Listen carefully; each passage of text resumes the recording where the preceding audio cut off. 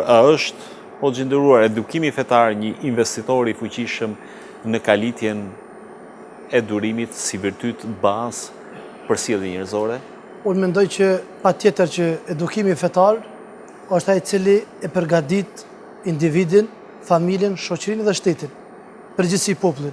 Mirë po, pa e lënë anash, dhe me thënë së bashku, me psikologët, me mjekët, me shkencën, me gjitha këtu atribute tjera që janë, mos me nda vetëm fenë. Mos e thojmë vetëm feja është ajo e cila e kujdeset për popullin.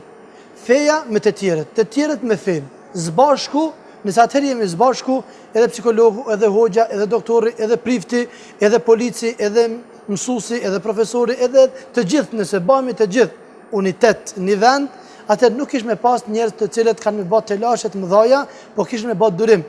Mirë po, sa që po e shefëm na që hoxhallarët pak i kanë qitë pak anash, duke thënë hoxha vetëm xhami. Nuk është hoxha vetëm xhami. Hoxhën e kinë shtëpi, në xhami, në rrugë, hoxha është. Ai është i popullit dhe populli është i hoxhës dhe nuk mund e ndon.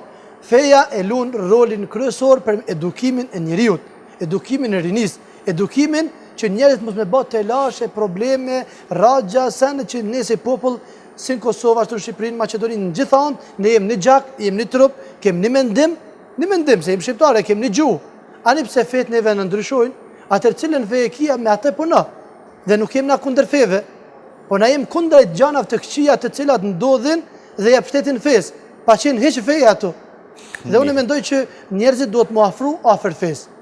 Nuk lejohet në njeri me jetu pa fe. Për shkak se 99.9% në botë jenë me fe. Edhe për të bërë durimtar. Edhe për të bërë durimtar do të me qenë me fe. Mirë. E unë e lu Zotin të xhelal që t'jem prej atyne që Zoti na don dhe jem durimtar, jo vetëm ne, po në përgjithësi shqiptarët anë e mban botë që jem durimtar. Mirë.